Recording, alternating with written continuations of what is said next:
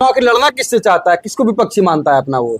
मेरा बिहार मजदूरों का फैक्ट्री के नाम से जाना जाता है। इस बात को मानते हैं आप? नहीं मानते हैं। अभी हम कहलगांव विधानसभा में हैं। चुनाव की सरगर्मी बहुत तेज है। चुनाव में हर लोग मेहनत कर रहे हैं। बहुत कम समय बचा है। अक्टूबर नवंबर में चुनाव होना है और मुख्यमंत्री की बाजी खेली जानी है, कौन मुख्यमंत्री बनेगा। और हर कोई अपने अपने क्षेत्र में हर कोई अपना अपना मेहनत कर रहा है। तो आज कहलगांव विधानसभा में एक ऐसे आदमी है जो किसी परिचय के मोहताज नहीं है। आप लोग देख के पहचान गए होंगे, नहीं तो हम सर से परिचय भी कराएंगे। जो टाडर कॉलेज के पूर्व प्रिंसिपल डॉक्टर प्रदीप सिंह है, जो आज जो कि सेक्रेटरी के पद पर है कॉलेज में। सर भी रेस में है विधानसभा क्षेत्र में, अपने विधानसभा में बड़ी स्ट्रगल कर रहे हैं, बड़ी मेहनत कर रहे हैं। क्योंकि बहुत सारी स्कीम आई हुई है सरकार की, लोग कुछ सरकार अपनी स्कीम दे रही है और जो विपक्ष पार्टी है जो चुनाव लड़ना चाहती, जो लड़ने वाली है, वो भी अपना स्कीम दे रही है। अभी सरकार की सबसे पहले स्कीम जो स्टार्टअप होने वाली है वो वृद्धा पेंशन, विकलांग पेंशन और विधवा पेंशन 400 से बढ़ाकर 1100 कर दिया गया। प्रदीप सिंह जी से मिलेंगे और उनसे बात करेंगे। ये विपक्ष, ये कांग्रेस से है। 155 कहलगांव विधानसभा में ये भी टिकट के रेस में है। सर से बात करना चाहेंगे। सर कैसे हैं? सबसे पहले आपके चैनल को धन्यवाद, और आज आए आपको बहुत बहुत धन्यवाद देता हूँ। तो ये विधवा पेंशन, वृद्धा पेंशन और जो विकलांग पेंशन है, आप लोग का क्या कहा, इसमें कितना करने का विचार था आप लोग का? 1500 रुपया। 1500 करने का विचार था। लेकिन आज से 1 महीना पहले 400 था। 400 था, सरकार 1100 पे आ गई। 1100 पर आ गई। ऐसा नहीं लगता आप लोग के प्रचार प्रसार से कि सरकार डर तो नहीं गई? एकदम डर से और दबाव में आकर के किया है। इसमें कहीं कोई दो मत नहीं है। इसमें सरकार जो है डर गई है। इतना ही नहीं, ये लॉलीपॉप है क्या पब्लिक के लिए?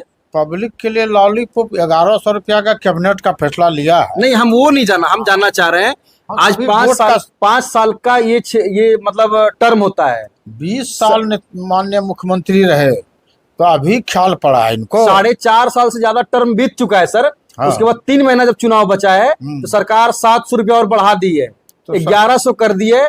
तो ये बताइए, ये पब्लिक को लॉलीपॉप दिया जा रहा है या पब्लिक को जगाया जा रहा है? क्या कहना चाहिए? पब्लिक को जगाने की बात नहीं है। जब आगे अभी चुनाव 3 महीना बचा है, तो चुनाव के समय इस तरह का, तो हम लोगों के महागठबंधन के दबाव में डर से ऐसा किया है। सरकार डर गई, एकदम डर गई है, डरी हुई है। इतना डरी हुई है कि हम लोगों का जो भी मैनिफेस्टो है, महागठबंधन जो घोषणा की जा रही है, 400 से हम लोग 1500 करने जा रहे हैं। 1100 ये किया हम लोगों के डर से। समझिए कि ये उपलब्धि हम लोगों की है।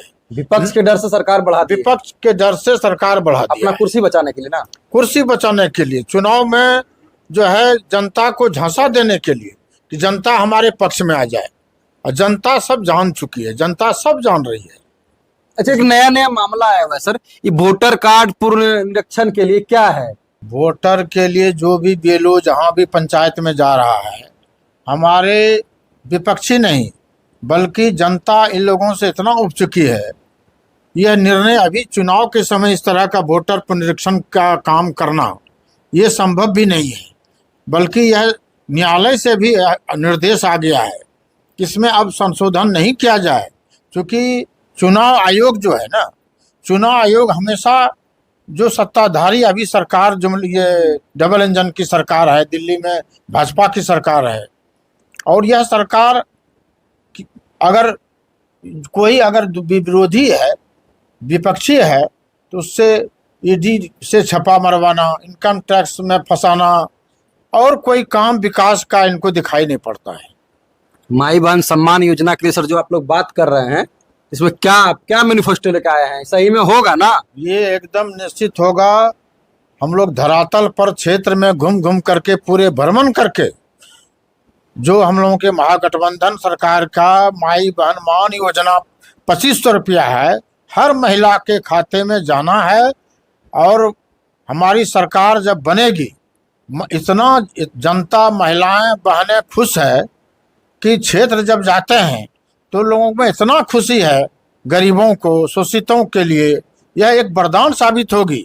और निश्चित रूप से हमारी सरकार, कांग्रेस पार्टी की सरकार, राष्ट्रीय जनता दल की सरकार, हमारे भाकपा माले की सरकार, इसको हम पहला कैबिनेट में हम लोग लागू करेंगे हमारी सरकार लागू करेगी, इसलिए जनता में काफी खुशी है। 2500 रुपया सर जो आप पर मंथ महिला को देंगे, आपके राज्य में 6 करोड़ महिला है लगभग, है ना? 6 करोड़ महिला नहीं, विरोधी तो हमारे सत्ता पार्टी तो कहता है 8 करोड़ महिला। नहीं, प्रशांत किशोर है एक जन स्वराज पार्टी का, उसका कहना है कि 6 करोड़ महिला, सुनिए सर, हमारे बिहार राज्य में है।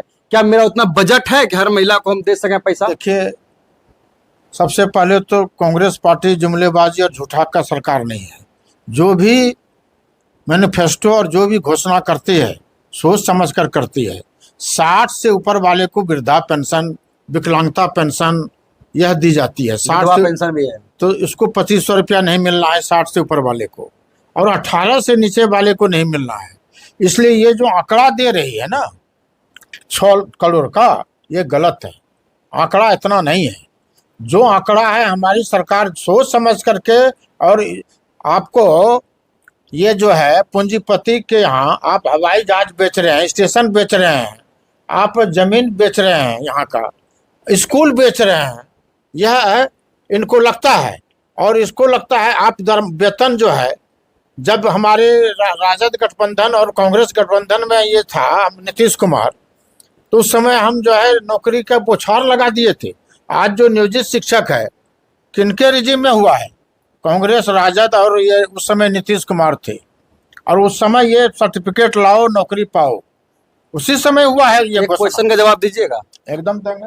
प्रशांत किशोर को जानते हैं आप? खूब बढ़िया से जानते हैं। जन स्वराज एक नई पार्टी उभरी हुई है बिहार में, चुनाव लड़ने की तैयारी में है। जब इसका कोई वजूद नहीं है। एक क्वेश्चन है, हाँ हाँ, वो आरजेडी से चुनाव लड़ेगी या बीजेपी से चुनाव लड़ेगी? उसका कंपटीशन किससे, ही बताइए। ये भाजपा का जो है ना, ये सेकंड पार्टी है, बी टीम।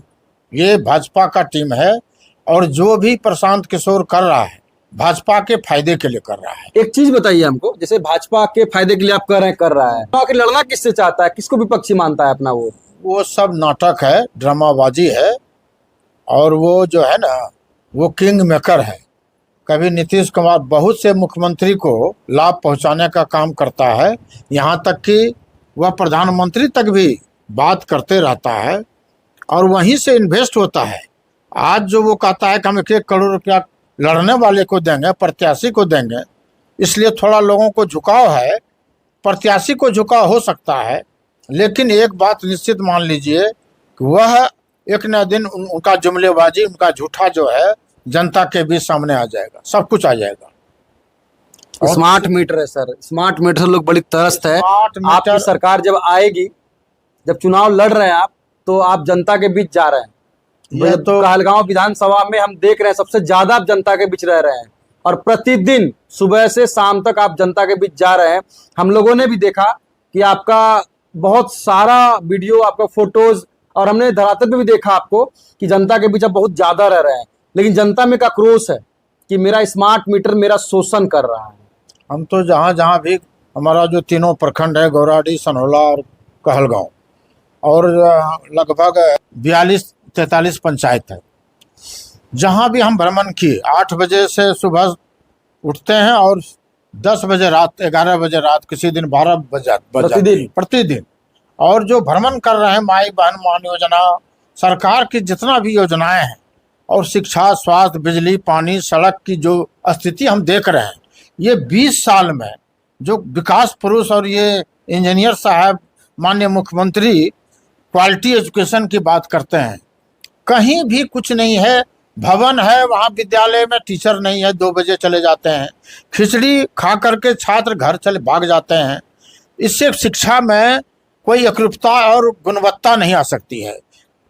एक क्वेश्चन और है, आपके कहलगांव विधानसभा में कांग्रेस से लगभग 3-4 प्रत्याशी जो है एकदम दौड़ भाग कर रहे हैं, आपकी तरह ही, कोई कम कोई ज्यादा, हर कोई दौड़ भाग कर रहा है।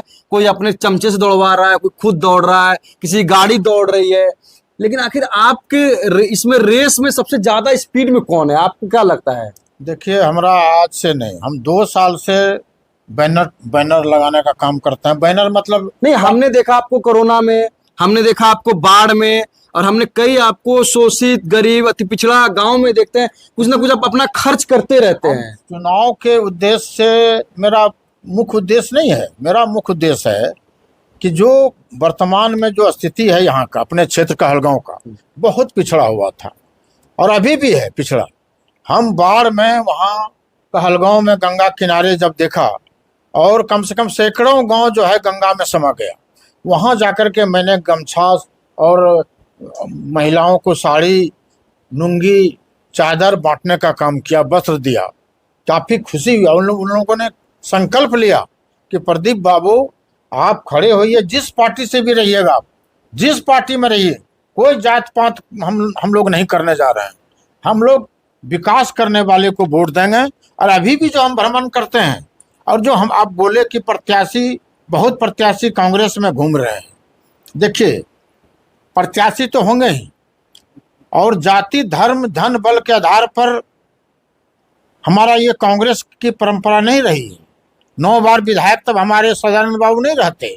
अभी बहुत लोग कहते हैं कि हम सदानंद बाबू के उत्तराधिकारी हैं। सदानंद बाबू के बाद उनका लड़का चला गया जदयू में, उनका तो उत्तराधिकारी उनका लड़का था, और उनका लड़का का माना जदयू में जाने के बाद यहाँ की तीनों प्रखंड की जनता यह मालूम है कि प्रदीप बाबू के यहाँ कॉलेज में अध्यक्ष रहे हैं सदानंद बाबू।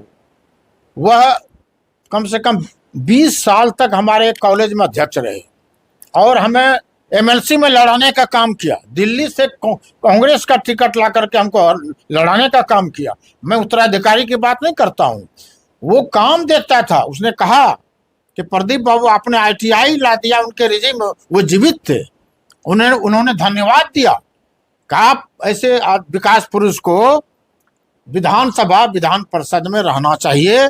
आपने ITI ला दिया उस कैंपस में, प्राइमरी स्कूल से लेकर डिग्री कॉलेज तक का शिक्षा का केंद्र उस गांव में लाए, जिस गांव में लोग जाना पसंद नहीं करता था।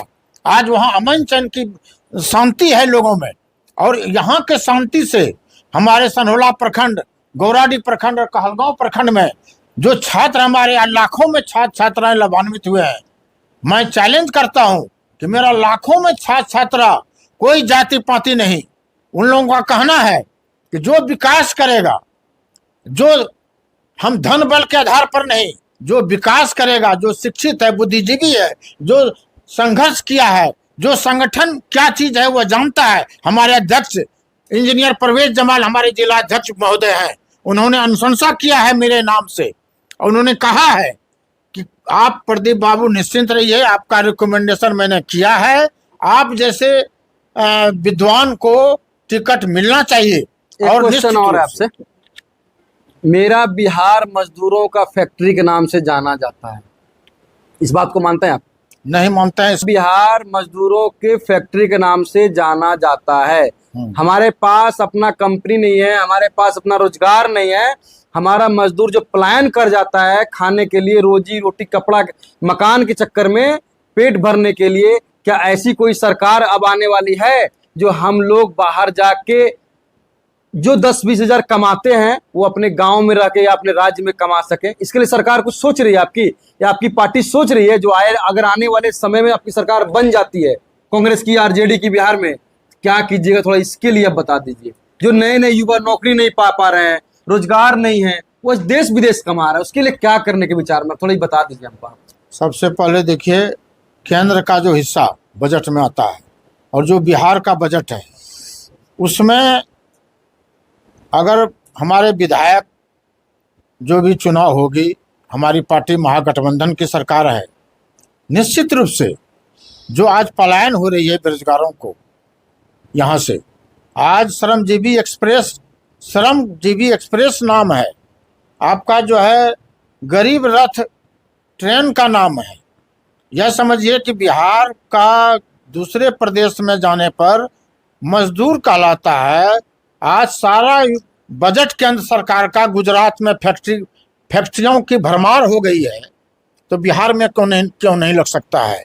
अगर बिहार की बजट को ईमानदारी पूर्वक माननीय मुख्यमंत्री, जो भी मुख्यमंत्री जिनकी भी सरकार रहेगी, मैं यह नहीं कहता हूँ, अगर हर एक प्रखंड में, हर एक अनुमंडल में एक फैक्ट्री भी लगाने का काम करे, उद्योग की व्यवस्था हो जाए, और यहाँ का जो गरीब मजदूर पलायन होती है, हमारे यहाँ से जो BA पास है, रोड पर, सड़क पर टकला खा रहे हैं, रोजगार के प्रत्याशा में, उन लोगों को आज 10,000, 50,000, लाखों मजदूर एक फैक्ट्री में समा जा सकता है, काम दी जा सकती है। वह इच्छा शक्ति और पैसे की कोई कमी नहीं है, ऐसी बात नहीं है। पैसे का जो कोई भी सरकार रोना रोता है, आपको अनाप शनाप जो है कमीशन खोरी घोटालेबाजी में जा रहा है, मशीन मंगाना पड़ता है। ऐसे ऐसे लोगों के पूंजीपति के हाथ में जो है खिलौना बन गई है। वह यह पूंजीपति की सरकार है वर्तमान, जो ये डबल इंजन की सरकार है। एक बात जान लीजिए, आज गोड्डा में जो है एनटीपीसी या जो भी लगाने का काम किया है भाजपा की सरकार, वह कमीशन पर बात हो हुई है। आज जो रोड सड़क बन रहा है, 4 लेन हो चाहे 6 लेन हो, वहां भी कमीशन है। आज जितना भी फैक्ट्रियां नहीं खुल रही है, इसका पैसा कहाँ जा रही है? आज आप घोषणा करते हैं कि हम बेरोजगारी 2 करोड़ नौकरियां देंगे। आप घोषणा करते हैं कि 15,00,000 रुपये खाते पर, गरीब के खाते पर जाएगी। वह आया? वह जुमलेबाजी, वह झूठा नहीं है। कांग्रेस एक अनुशासित पार्टी है। एक बात जान लीजिए, इससे कोई डरने वाला नहीं है। बहुत कांग्रेस सरकार, हमारे माननीय लोकप्रिय नेता, हमारे राष्ट्रीय नेता राहुल गांधी, हमारे तेजस्वी जी, हमारे लालू जी जेल गए। जेल हम लोगों का, एक बात जान लीजिए, जेल जाना और ये जो है, इनको क्या लगता है कि जो बड़े बड़े हैं उनको जेल चले जाएंगे तो इनको इलेक्शन में जुमले माने ईवीएम में जो होता है ईवीएम का खेल, वह करने में इसको अच्छा लगेगा। अभी 3 महीना वोट समय बचा है इलेक्शन का, तो ये वोटर लिस्ट संशोधन करने में लगा दिया है बीएलओ साहब को। तो गांव गांव में बीएलओ को मारने का काम करेगा। एक बात जान लीजिए, अगर ये बीएलओ जाएगा जहां भी, और निर्णय हो चुका है कि इसको संशोधन में आधार कार्ड जो है उसी की मान्यता दी जाए, जो वोटर लिस्ट है उसमें थोड़ा बहुत जो गलती है जो उसको संशोधन किया जाए, जो बीएलओ का काम है। अगर ये करेगा कि जो इनको अंदेशा है कि बांग्लादेशी घुसपैठी किया है, बाहर से प्रदेश से लोग आकर के बस गए हैं, इनकी जनसंख्या बहुत ज्यादा हो गई है, इनको लगता है कि वोट के चोट से हम लोगों को, हमारी इनकी जनसंख्या इतना हो गया है कि ये जो है हताश होकर के इस तरह का निर्णय ले रही है। नाप शनाप गलत निर्णय है ये सरकार की तरफ से ना, सरकार की तरफ जनता को परेशान किया जा रहा है। जनता को परेशान करने की साजिश हो रही है। और चुनाव में एन कैन प्रकार जितना चाहती है, वह अब जनता जाग चुकी है। जनता अब जाति धर्म बल के आधार पर नहीं, धन के आधार पर बिकने वाला नहीं है। जनता जो है अच्छे प्रत्याशी का चुनाव करेगी और इस बार महागठबंधन की सरकार बन रही है। आप अगर जीत जाते हैं, कहलगांव विधानसभा से विधायक बन जाते हैं, अगर कल के डेट में अगर आप विधायक बन गए अपने जनता के आशीर्वाद से, तो जनता के लिए क्या कहना चाहिए कि आप क्या दीजिएगा जनता को कहलगांव में? अभी तक जो विधायक रहा, जो दिया, जो नहीं दिया वो भी अच्छी बात है, लेकिन आपसे लोग क्या उम्मीद करे, क्या उम्मीद करके आपको वोट दे? प्रदीप बाबू को अगर हम वोट देंगे तो क्या मिलेगा यहाँ की जनता को, आप बता दीजिए इतना सा, जनता स्पेशली कहलगांव के लिए, कहलगांव का विधानसभा के लिए। कहलगांव विधानसभा का जो पिछड़ापन है, शैक्षणिक दृष्टिकोण से, राजनीतिक, सांस्कृतिक, आर्थिक दृष्टिकोण से, जो गांव-गांव में जो शोषित वर्ग हैं समाज में, सबसे पहले उनकी योजनाओं, जो सरकार की योजनाओं हम लोग लाते हैं, जो विधायक लाते हैं, जो सरकार लाती है, उनको अंतिम पैदान के व्यक्ति जो समाज में गांव में है, वहां तक हम वहाँ विकास की रोशनी को पहुंचाने का काम करेंगे। विकास में क्या है? शिक्षा, स्वास्थ्य, बिजली, पानी, सड़क, ये सबसे पहले उन लोगों को सुविधा होनी चाहिए, जो कि अभाव है। इन सरकार घोषणा तो करती है, लेकिन धरातल पर जो है सही रूप से ईमानदारी पूर्वक काम नहीं करती है। आप आज भी आप क्षेत्र में जाते हैं और हमने कई जगह देखा कि 80 साल की महिला आज भी कहती है हमको वृद्धा पेंशन नहीं मिल रहा है। इसका जिम्मेदार कौन है, बताइए? सही बात है, सरकार जिम्मेदार है।